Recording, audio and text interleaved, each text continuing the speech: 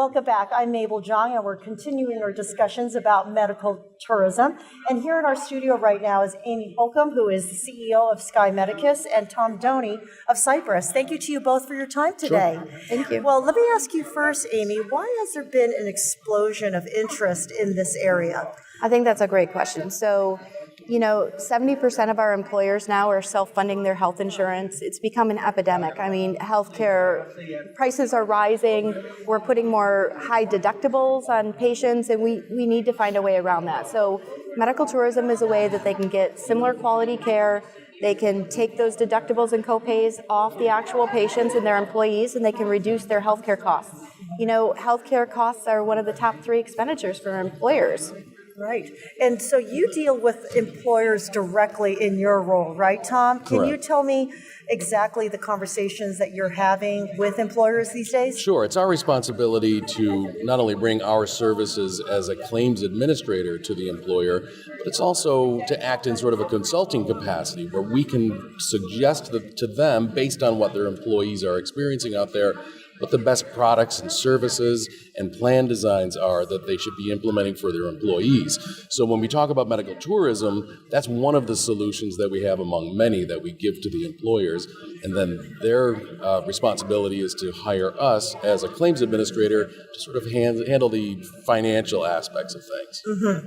Amy, can you outline for me the scope or the range of procedures that people are seeking overseas now? Sure. I mean, we really haven't seen any procedures that people don't go for. I mean, obviously, if a procedure is $2,000, it's not really worth the airfare and everything to travel. But I would say $10,000 up is typically where we're looking at in a U.S. price.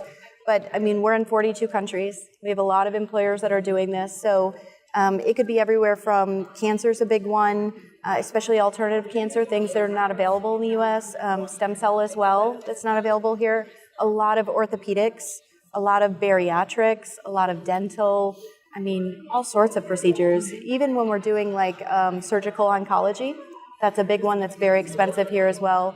Or cardiac bypass, hepatitis C. I mean, it's very expensive. On average, it's $90,000 for a treatment here. Abroad, it's around $15,000, including travel for them and a companion. Amazing. Tom, what are some of the frequently asked questions that employers have and your answers to those questions? The first question they always ask is this legal? Can we do this? They're not used to sending people overseas to receive services. In fact, they're used to having their employees go down the street to their local hospital to receive those services. So that's always the first question, and we assure them that it certainly is, and it's been being done for years now. The second is, how am I going to get my employees to actually do this? And at that point, it's our responsibility to help them communicate to their employees, let them know that this exists, why it exists, and what the advantages are. And then we ultimately get one person who tries it. They come back and talk to all of the other employees about their great experience in receiving those services, how much money they've saved, and then it starts snowballing after that. Okay. And Amy, how real is the partnership between these provider countries with the company? Do the company employees or the person in charge go to the countries to visit the facilities before they send employees there? So we technically do offer trips like that for employers that are looking to, put medical tourism in the plan, especially if they're going to a country that they're just not sure of or they've never traveled abroad. We'll actually take them and let them visit all the facilities. And then we do talk them through, if they include it, what are all the different pieces that are involved in it? You have your immigration pieces, you have your transportation pieces, you have all the other aspects outside of the actual surgical care. Maybe we write into the plan that they're staying at an international hotel, such as a Radisson or Crown Plaza or Intercontinental, so that they're a little more comfortable. Maybe it's not that $50 beach on the hotel that most people would stay in when they go to, say, Costa Rica, but it's something that they're going to feel a little more familiar, it's going to have more English staff, and they're going to get what they expect from that trip. Is there anything that I'm missing that we absolutely should talk about?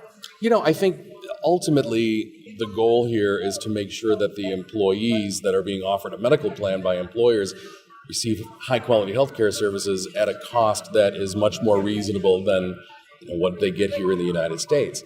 And we've proven that now. And we've got employers who can show us that they're saving 80%, 90% on the cost of services with the outcomes that are as good or better than what they get in the United States. And that's really the critical part of this whole thing. And that's, I think, the most important message that people need to understand.